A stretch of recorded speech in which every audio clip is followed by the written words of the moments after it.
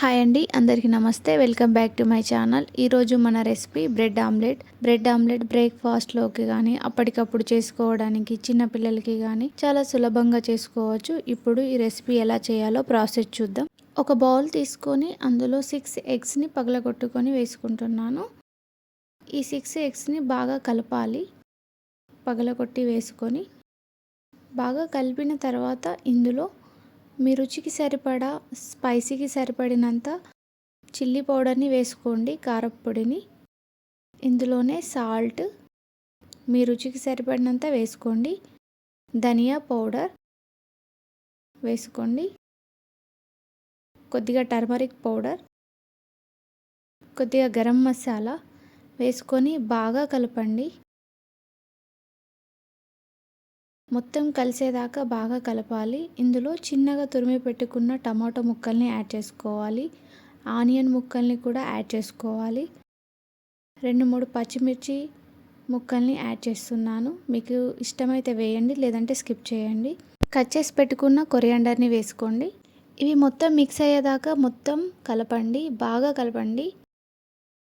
ఈ బాగా కలిసిన తర్వాత ఇప్పుడు ఒక ప్యాన్ తీసుకొని ఆ ప్యాన్లో బటర్ కానీ, గీ కానీ, ఆయిల్ కానీ మీకు నచ్చింది వేసుకోండి. నేను ఇక్కడ ఆయిల్ వేస్తున్నాను.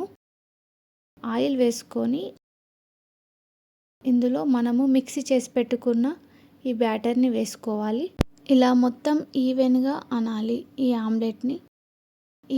దీనిపైనే మొత్తము గట్టి పడకముందే దీనిపైన బ్రెడ్ వేయాలి.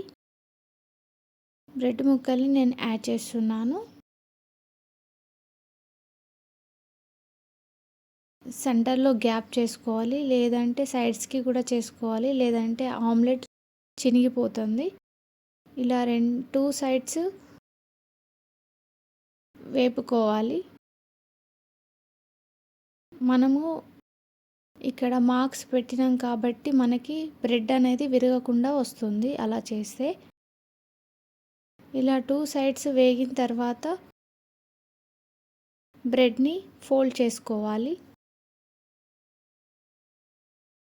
చూడండి, నేను టైం ఎక్కువ తీసుకున్నా కాబట్టి మాడిపోయింది. నాకు ఇలా ఉంటే ఇష్టం కాబట్టి నేను ఇలాగే చేసుకుంటున్నా. మీరు తక్కువ అయితే తక్కువగా మంటని లో ఫ్లేమ్లో పెట్టి చేసుకోండి.